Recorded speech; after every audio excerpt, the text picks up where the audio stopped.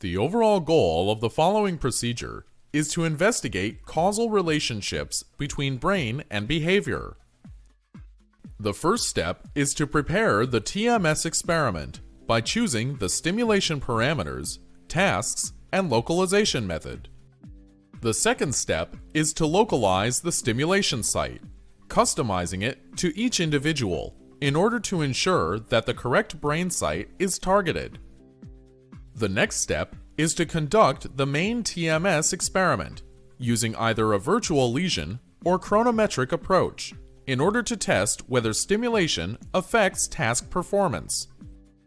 Results that demonstrate an effect of TMS on behavioral measures, typically in the form of longer reaction times in comparison to performance in control conditions, indicate that the stimulated brain region is a necessary component of normal task performance.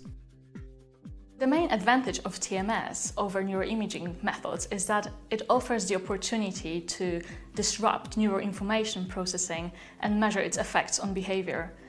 In other words, it offers more than a simple correlation, but allows one to draw causal inferences between brain and behavior.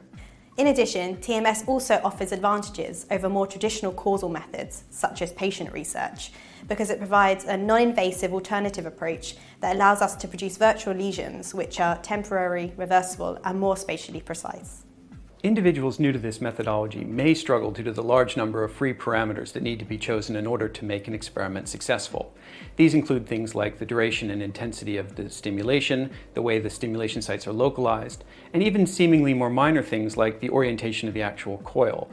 As a result, extensive pilot testing is normally